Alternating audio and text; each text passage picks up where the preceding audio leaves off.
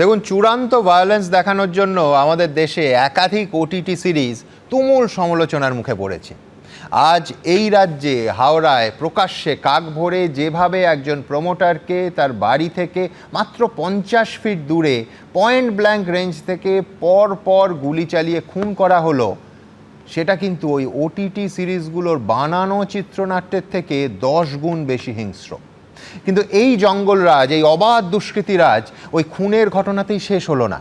খুনের খবর পেয়ে আমার সহকর্মী ময়ূখ ঠাকুর চক্রবর্তী যখন ঘটনাস্থলে পৌঁছে খবর সংগ্রহ করছে, তখন সম্পূর্ণ বিনা প্ররোচনায় রাস্তায় ফেলে তাকে নির্মমভাবে মারা হয়। মেরে ফাটিয়ে দেওয়া হয়েছে ময়ূখের নাক, প্রচুর রক্তক্ষরণ হয়েছে, তার জামা প্যান্ট সমস্ত রক্তে ভিজে গেছে, তার নাকের হাড় অবধি ভেঙে গেছে।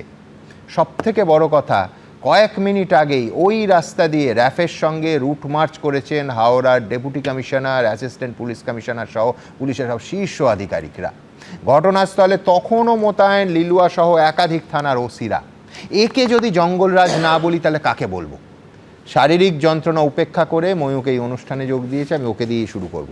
দেখো ময়ূখ, খবর সংগ্রহ করতে গিয়ে তর্কাতর্কি, হালকা ধস্তাধস্তি, এগুলো প্রফেশনাল হ্যাজার্ড।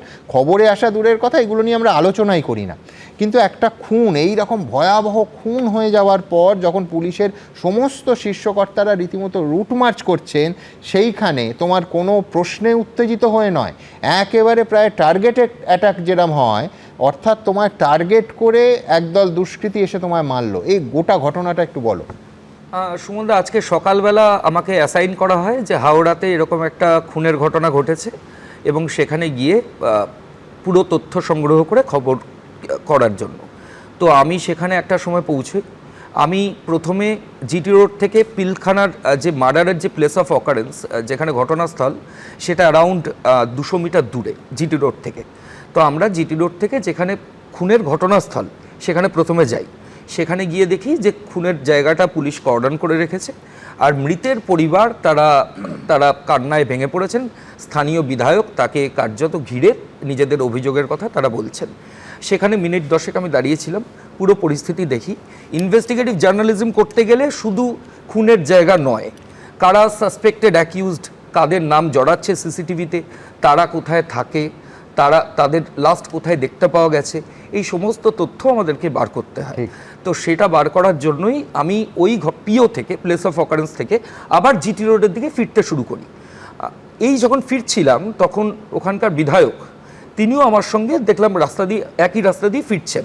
তো ওনাকে কাছে পেয়ে আমি ওনাকে কয়েকটা কোয়েশ্চেনও করেছিলাম যে কী করে এরকম ঘটনা ঘটলো, এবং অভিযুক্তকে আপনার সঙ্গে বাইকের পেছনে বসিয়ে যেতেও দেখা যাচ্ছে এবং আপনি চালাচ্ছেন, অভিযুক্ত অর্থাৎ খুনি যাকে মনে করা হচ্ছে পেছনে বসে আছে আপনার বাইকে। এবং তখন তার উত্তরে উনি ওনার যুক্তি দিয়েছেন, এবং সেটা হয়ে যাওয়ার পর আমি জিটি রোডের ওপর চলে গেলাম, উনিও জিটি রোডের সামনে চলে গেলেন। এর পরের সিনটা হচ্ছে ওই মৃতদেহ নিয়ে পরিবারের সদস্যরা বাড়ি ফিরছেন।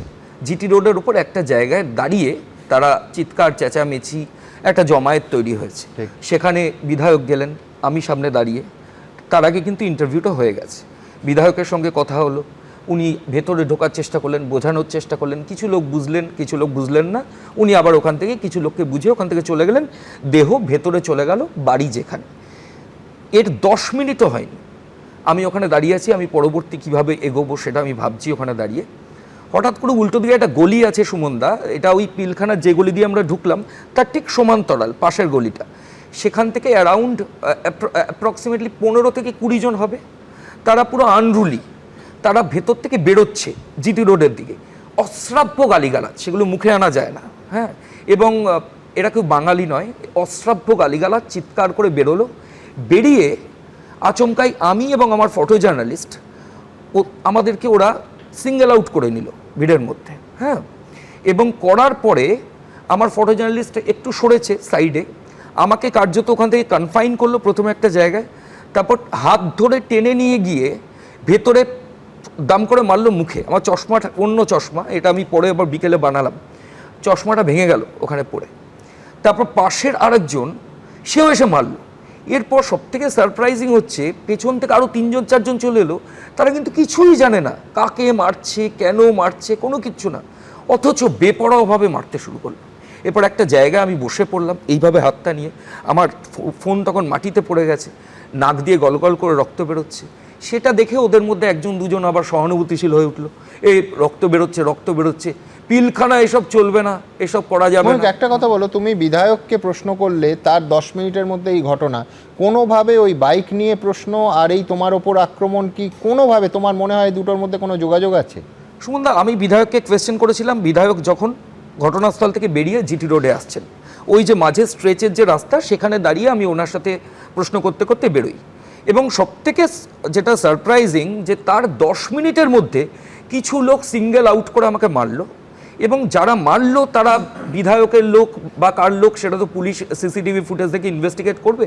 কিন্তু দুটো জিনিস পাশাপাশি রাখলে অনেক ক্ষেত্রেই বিষয়টা মানে লিঙ্ক থাকা সম্ভব। আমার এখানে বলো, তুমি দশকের পর দশক পুলিশ বিট করছো, আমি বলছি এই রকম একটা ব্রুটাল মার্ডার, এই ভয়ানক হত্যাকাণ্ডের পর এলাকা পুলিশে ছয় লাভ, সমস্ত শীর্ষকর্তারা ওখানে, একাধিক থানার ওসিরা ওখানে, পুলিশ রুট মার্চ করছে, তার ভেতরে এই দুষ্কৃতী দল, আমি বলছি এ যদি মানে হাফা কিলোমিটারও যায় তোমাকে মারার অংশটাকে ধরেই আমি বলছি, এটাও তো একটা মানে জেলার এবং রাজ্যের আইন শৃঙ্খলা নিয়ে সিরিয়াস প্রশ্ন তুলে দেয়। মানে এই রকম একটা কোট আনকোট আনরুলি মব, এই রকম পুলিশি ইনভেস্টিগেশন এবং রাস্তায় এত সংখ্যক পুলিশ, এত সংখ্যক টপ অফিসিয়ালস, তার ভেতরে যদি অপারেট করতে পারে, সেটা ময়ূক ঠাকুর চক্রবর্তীকে মারা হতে পারে, সেটা অন্য দুষ্কর্ম হতে পারে, এটাই তো ইটসেলফ ল অ্যান্ড অর্ডার নিয়ে প্রশ্ন তুলে দেয়। আমরা যখন সকালে ওখানে পৌঁছাই সুমনদা, আমরা ওখানে অন্তত 2 থেকে 3 জন আইপিএস অফিসারকে দেখেছিলাম, যারা, যেখানে অবশ্যই সিপি হাওড়া পুলিশ কমিশনার ছিলেন না, কিন্তু তার অধস্তন আধিকারিক যারা ডেপুটি কমিশনার ওই জোনের দায়িত্বে, লোকাল একটা থানা নয় একাধিক থানার আইসি তারা, এবং যারা ডেপুটি কমিশনার ছিলেন সুমনদা, তারা র্যাফের ফোর্সকে ট্যাগ করে নিয়ে, র্যাপিড অ্যাকশন ফোর্সের যারা সদস্য তাদেরকে নিয়ে এরিয়া ডমিনেশন করছিলেন, যাতে কোথাও আনলফুল অ্যাসেম্বলি না হয়, অবৈধ জমায়েত যাতে কোনো জায়গায় না থাকে। কিন্তু সবথেকে আশ্চর্যজনক হলো যে ওরা অবৈধ জমায়েত ছড়াচ্ছিল ঠিকই, কিন্তু ওই জমায়েতের ভেতর থেকেই কিন্তু আনরুলি মব এলো, এবং আমাকে যতক্ষণ মারধর করা হলো, প্রায় মিনিট 4 তো হবে এই গোটা এপিসোডটা, আমি যখন ব্লাড শেডস নিয়ে জিটি রোডের ওপর দাঁড়িয়ে আছি, তখন আমাকে 3-4 জন ইন্সপেক্টর র্যাঙ্ক পদমর্যাদার অফিসার এসে আমাকে ওখান থেকে রিমুভ করলেন। কিন্তু তার আগে এরিয়া ডমিনেশন দেখতে পেলাম, কিন্তু যখন গোটা ঘটনা ঘটলো একজন পুলিশ কর্মীকে আমি চোখের সামনে দেখি। এবিপি আনন্দ, এগিয়ে থাকে, এগিয়ে রাখে।